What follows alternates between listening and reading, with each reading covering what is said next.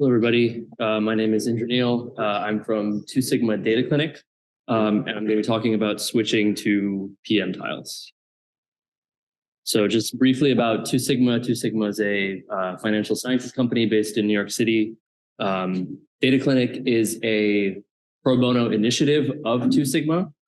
We work basically doing skills-based volunteering with our many staff members as volunteers for nonprofits, government agencies, and academic institutions.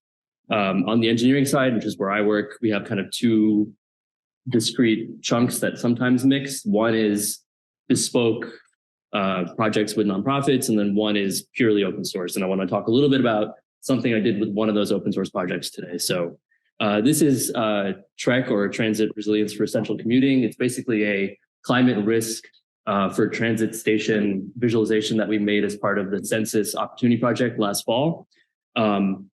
Obviously, part of as I'm sure a lot of you know, part of that is going to be bringing in data from OSM. Also, part of it's going to be visualizing data using OSM. So for this project specifically, I got to use PMTiles, which is a cloud optimized and compressed single file archive format for both vector and raster. And I got to try it out here.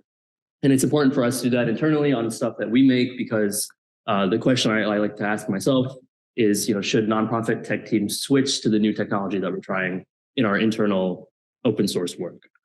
And I'll just jump right into what I think is the good and the bad. So the good is there's only a few steps to start.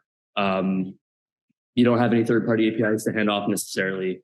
And with a small caveat, it does work really well for city-sized projects. And I didn't go into it in too much depth, but TREC is a city-size visualization.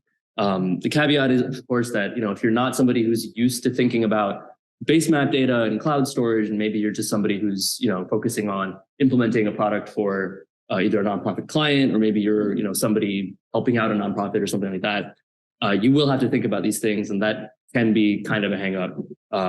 So I'll do a brief tutorial on how this works right now and how I found it in terms of ease of use, again, with that kind of hat in mind of, the nonprofit partner that we work with. So I'll break it into 4 steps: getting data, converting data, hosting, and viewing. And I'll talk a little bit about how I felt in terms of ease of doing those things. So getting map data, I thought, is probably the thing that I've seen the most movement in, but also is something that's not necessarily there yet in terms of extreme ease of use. This slide's going to be messed up because I can't figure out the presenter view, but I'll do a little manual action here. If you've done any kind of OSM data, as I'm sure a lot of you have, it's kind of a story of the data goes from small to big. So either extracts at a local level all the way up to planet-sized files. And there's a talk on Sunday, I believe, about ProtoMaps base maps, which is another kind of element in the ProtoMaps umbrella that stitches these things together in a way that makes it a little bit more easy to work with. But again, I think this is something that if you're not comfortable with, it might be kind of a tricky area.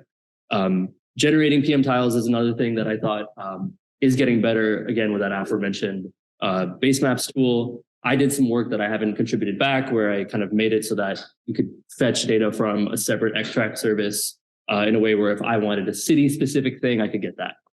Again, I think this is something that for the people that I work with a lot on the nonprofit side, this is something that's still not necessarily all the way there. It's not necessarily as easy as certain things that are out there.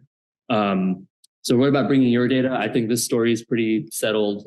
Using the PMTiles tool is pretty easy to kind of pipe in MBTiles data and get out PMTiles data. As far as hosting and viewing, the two kind of major documented areas are the ones that I tried. So CDNs and also going to something like GitHub Pages. For TREC, I used GitHub Pages. It was pretty straightforward. It worked really well with the use case I had, which again was one city at a time. The rendering layer is also pretty straightforward. That documentation is something I just followed. So if you're able to kind of put a map together, it's something that I think is worth attempting in this case.